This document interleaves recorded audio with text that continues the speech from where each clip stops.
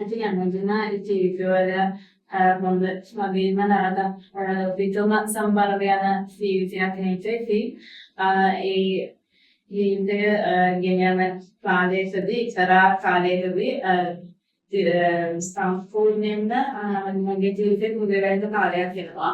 ඉතින් එහෙම ආපු කාලෙක මේ වගේ රිබන් තියත්තකින් තමයි මේ ව්‍යාපාරයේ මුලුරන්නේ. ඉතින් මාව ගමන අද වෙනකොට මගේ බිස්නස් එකේ දේවල් උජාබන් දේවල් ලක්ෂ්‍යාම මගේ අම්මට අත්පවුනේ මොන වගේ දේවල් හිතියක් තියෙනවා. ඉතින් මම හිතනවා අම්මගෙන් තමයි මට මුලින් වැඩසටහන එන්නේ කියලා. that is explain හිතියවස මම ඉස්සෙල්ලාම අර කලින් කිව්වා වගේම රිබ්‍රන්ඩ් මාළු තමයි මතලා අටල සිදුවියලන්ගේ බුද්ධිලික වලට පූජා කරන්න කරේ. ඒ ධර්ම අතරවාරයේ අපේ ඒකාන්තයේ අඳුරන මාදෙන්නේ නිම මල් හදනවා දැක්කලා ඒ මල්ලේ තමයි තියෙන්නේ අපි ඔයාලා මාළු නිම හදලා අපිට පූජා කරන්න ඕනේ නේද විශ්වාසයක් දෙන්න සටන් ගන්න කියලා. ඒ කිව්ව වචන වල ඒ චානලයක් තමයි අද වෙනකොට බිස්නස් එකක් සිදුවෙත මම කරගෙන යන්නේ. ඉතින් මම වලින් පටන් ගත්ත ව්‍යාපාරය අද වෙනකොට සාමාන්‍ය පොතේ පුරිසර බෑග් වල සම්මිතත්වයට මුදුකඩ කලුවේ සුපූජා මාල ඒ හැම දෙයක්ම පාවඩ අපි ළඟ තියෙන විදිහටම විකුණන තත්ත්වෙට අපි අද තත්ත්වයක් තියෙනවා. අනිත් ඒවා නැති විදිහට මොකද රිබන් මලක් කියන්නේ මේ වගේ පුංචි මලක්. ඉතින් ඒ මලකේ අද යනකොට ලොකු දෙයක් කරලා තියෙනවා කියලා හිතනවා. මම ව්‍යාපාරයේ පටන් ගන්න දැනට වසරවල තමයි හිතනවා වෙන්නේ. ගොඩක් අපිට කියලා ශෝභ දෙයක් නැහැ. ඒ විදිහට නැහැ. මම මේ ව්‍යාපාරය වෙනන්නේ ඔන්ලයින් බිස්නස් එකක් පිළිසෙට. ඉතින් ඕඩර්ස් අරගෙන ඒවා කන්ෆර්ම් කරනවා. COD ක්‍රමයට කුරියර් ක්‍රමයට තමයි වඩු දෙවිව කරන්නේ. මම ඔන්ලයින් පේජ් එකක් කරනවා තමයි තරම් Facebook එකේ. මම පේජ් එකේ නම සංශාන් ගෙත්තම් කියන page එක සංශාන් ගෙත්තම් page එකට ගිහිල්ලා බලා ගන්න පුළුවන්. view-යි 70යි 10යි 12යි 300යි කියන මාසෙන් හැම්ලේකට page එක හරහා හෝ නැත්නම් මම වීඩියෝ channel වීඩියෝ මේ WhatsApp කණේඩියක් හදාගන්න පුළුවන්. ඉතින් always බාර දෙන්න හරි.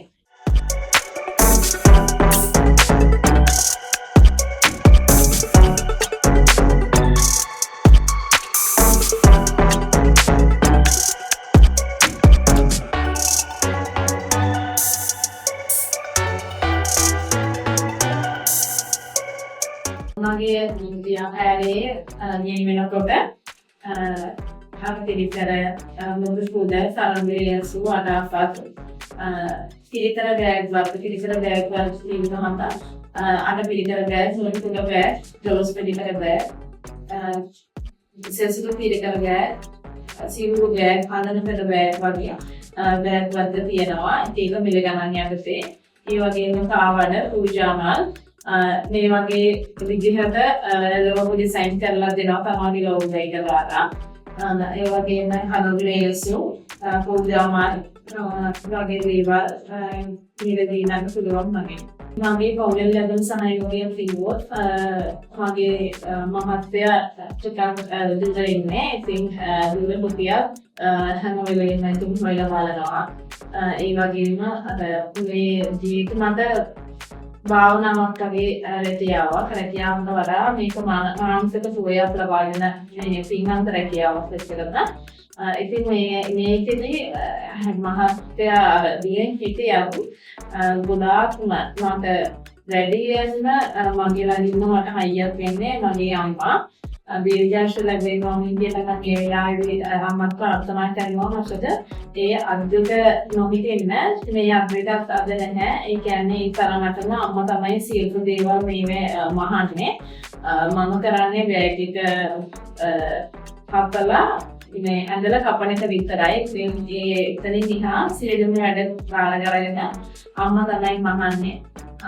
ඉතින් හැමදේටම හයියක් වෙලා මට පිටිපස්සෙන් ඉන්නේ මගේ අම්මා. මගේ ජීවිතේ මේ තාත්තා ගමන යන ඉස්සර තරුණතර දැන් අපිට යම් භාගයක කම්පැනි කරනවත් එනවා. ඉතින් කියන්නේ සබ්බිකේ ඇත්තටම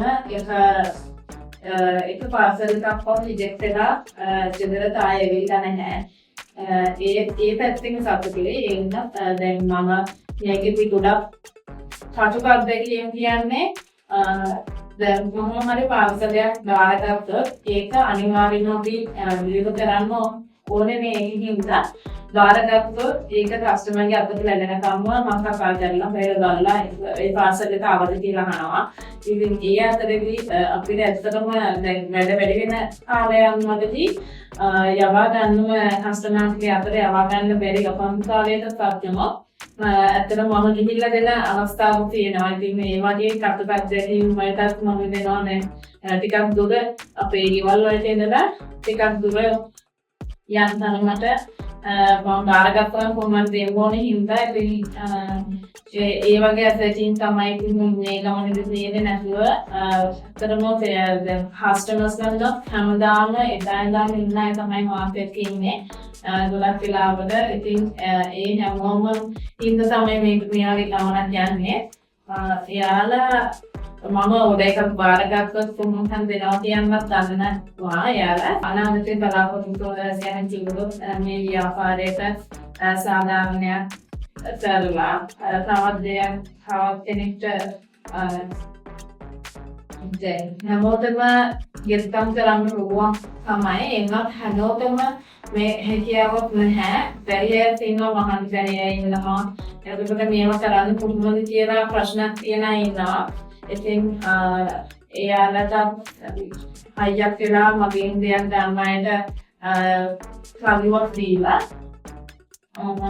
මට මේ ව්‍යාපාරය තව ඉදිරියට දෙලොත් කරලා දාන්න බලාපොරොත්තු නැහැ මේ අතට.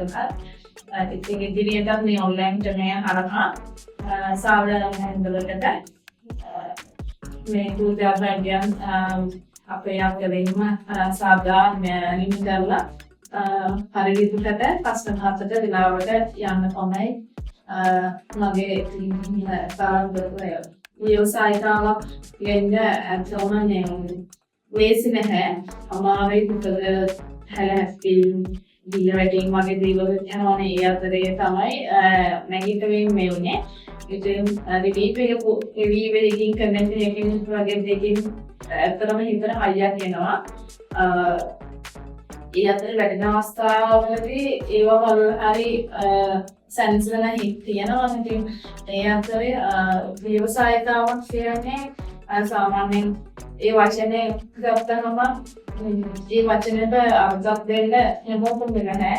ඉතින් ඒ වචනේ ව්‍යවසායිකාවක් නිකුණට වෙන්න නම් ගොඩාක් කැප වෙන්න ඕන. මොකද මොකදී අපිට තේරෙන්නේ නැහැ මේක කරන්නේ කොහොමද, මම ඉස්සරහට යන්න කොහොමද, ඕර්ඩරයක් ගන්න කොහොමද වගේ දේවල් අපිට මොකද තේරෙන්නේ නැහැ. ඉතින් ඒවත් පිටර බලන්නට අපි කොහොම හරි ඒක අත්දැකීමක් අපේ ජීවිතේ අනිවාර්යෙන්ම ඕනේ. මොටිවේෂන් ඕනේ. ඒවා කාගෙන් හරි දැකලා හෝ